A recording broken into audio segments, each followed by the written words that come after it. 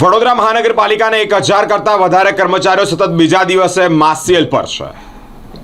Class 1 ના અધિકારીઓ ચર્ચા કરી મહાનગરપાલિકાના મ્યુનિસિપલ કમિશનર સાથે કહ્યું કે માંગણીઓ સંતોષાય તેવી બાહેધરી મળતાની સાથે જ પાછા આ કર્મચારીઓ કામે ચડ્યા છે. વડોદરા કોર્પોરેશનના ક્લાસ 1, 2 અને 3 સહિતના 1000 કરતા વધારે કર્મચારીઓ 2 દિવસથી માસિયલ પર હોય ત્યારે કોર્પોરેશનની કામગીરી ખોરવાય છે. જે મામલે જ મ્યુનિસિપલ કમિશનરે ક્લાસ 1 ના અધિકારીઓ સાથે બેઠક યોજી છે, જેમાં અધિકારીઓ તેમની કામગીરીમાં થતી પરેશાની અને તેમની ઓફિસમાં સુરક્ષાના કારણોસર સીસીટીવી કેમેરા લગાવવા સહિતની રજૂઆત પણ કરી છે. અધિકારીઓ કહ્યું છે કે મ્યુનિસિપલ કમિશનરને રજૂઆત કર્યા બાદ અમારી માંગ તેમણે સંતોષવાની બાહેધરી પણ આપી છે. સેફટી સિક્યુરિટીની બાબત આરટીઆઈ વિગતોની ચર્ચાઓ થઈ, જેનું સૂચન પણ કરવામાં આવ્યું. ત્યારે તમામ માંગ પૂરી થશે તેવી બાહેધરી આપી છે. મુખ્યત્વે ક્લાસ 1 ના અધિકારીના ચેમ્બરમાં સીસીટીવી લગાવવા માટે માંગ કરવામાં આવી છે, કેમ કે આરટીઆઈ એક્ટિવિસ્ટ સોશિયલ મીડિયા ચલાવતા લોકો સહિતની કનડગત સતત વધી રહી છે. મ્યુનિસિપલ કમિશનરે માંગ સંતોષવા બાહેધરી આપતા જ તમામ કર્મચારીઓ કામે લાગ્યા છે. આજરોજ માનનીય મ્યુનિસિપલ કમિશનર સાહેબ સાથે અમે તમામ વર્ગ 1ના અધિકારીઓને અમારે જે પણ સમસ્યાઓ હતી એ એમને કહેવામાં આવેલી છે અને કમિશનર સાહેબે પણ એશ્યોરન્સ આપ્યું છે કે જે પણ પ્રશ્નો હશે અમે અમારી રીતે વહીવટી જે પણ હશે એનું સોલ્વ કરીશું. એટલે અમે આજે બધાએ નક્કી કર્યું છે કે આજથી અમે ડ્યુટી રિઝ્યુમ કરીએ છીએ, ફરી જોઈન કરીએ છીએ. શું સમસ્યાઓ પડતી હતી આપણે? સાહેબને જે પણ ચર્ચાઓ કરવાની હતી એક કમિશનર સાહેબ જોડે જે માંગણીઓ હતી એમને કહેવામાં આવેલી છે કમિશનર સાહેબને, અને સાહેબને એ બાંહેધરી આપી છે કે એ માંગણીઓ પર ચોક્કસથી આગળ કાર્યવાહી કરશે. માંગણીઓ શું હતી તમારી?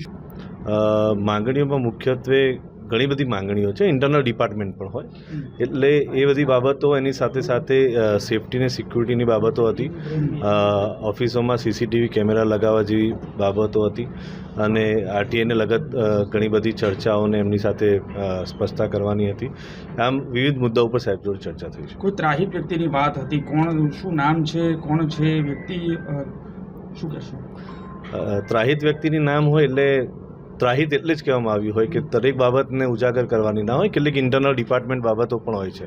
એટલે એના માટે સેફ્ટી એન્ડ સિક્યુરિટીનું મેં આપને કીધું એ પ્રમાણે સાહેબને અમે સૂચન કર્યું છે કે તમામ વર્ગ 1ના અધિકારી છે તમામના ચેમ્બરોમાં સીસીટીવી કેમેરા લગાવવામાં આવે અને જેથી જે કામગીરી છે અને કામગીરીને એ લોકો મુક્ત રીતે કામગીરી કરી શકે.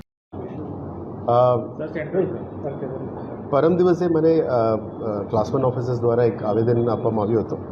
સાંજના સમય હતો, પણ એ લોકો 2-3 ઇશ્યુઝને લઈને એ લોકો એની ગ્રીવેન્સીસ હતી. એ ગ્રીવેન્સીસ ત્યાર સુધી રિઝોલ્વ ના થયા ત્યાર સુધી અમે લીવ ઉપર ઉતરવાનું એ લોકોએ કીધું હતું. Unfortunately even I was not available. ગઈકાલે મારા પપ્પાનું ફાધરની હોસ્પિટલ ટ્રીટમેન્ટ ચાલતું હતું. હવે પણ થોડું મારે ઇમરજન્સી જ છે, પણ આ ઇશ્યુઝ રિઝોલ્વ કરીને તાત્કાલિક પબ્લિકનું સર્વિસીસ રિસ્ટોર કરવા માટે અમે મહેનત કરી રહ્યા છે. એટલે કોઈની પણ આમ પણ નીચે કોઈના ગઈકાલે જે ડ્રેનેજ સર્વિસીસ, સોલિડ વેસ્ટ યા વોટર સપ્લાય સિસ્ટમ્સ એમાં કોઈ રોગ લાગ્યો નથી. એટલે ફિલ્ડ વર્ક તો કામ ચાલતું જ હતું. ક્લાસ 1 ઓફિસર્સની માંગણીમાં અલગ અલગ છે. આઈ થિંક આપ એમને પૂછી શકો છો, પણ જે લોકોની માંગણીઓ જેન્યુઇનલી છે એ જેન્યુઇનલી કરવા માટે જીએડી અને લીગલ ડિપાર્ટમેન્ટ તરફથી અમે સૂચના આપી છે કે whatever needs to be done for the proper system administration ચાલવા માટે we have try to engage that. અને આનું નિરાકરણ માટે અમે કામગીરી કરવા માટે જીએડીને સૂચના આપી છે. જીએડી તરફથી આ કામગીરી કરવામાં આવશે અને જ્યારે નિરાકરણ આવે we will be informing you. જીએડીને કીધું છે, જીએડીને ગાઈડલાઇન્સ બનાવવા માટે કીધું છે. Whatever systems are problem છે, આ પ્રોબ્લેમ્સ ફિક્સ કરવા માટે જીએડીને ગાઈડલાઇન્સ કરાવવાનું કીધું છે અને ફિઝિકલ ઇન્ફ્રાસ્ટ્રક્ચર ઇમ્પ્રૂવ કરવા માટે જે પણ પગલાઓ લેવાની જરૂરિયાત છે એ પણ લેવા માટે સૂચના આપી છે. એટલે આઈટી ડિપાર્ટમેન્ટ અને બધા એની કામગીરી કરશે. કર્યા પછી we will inform you in prior.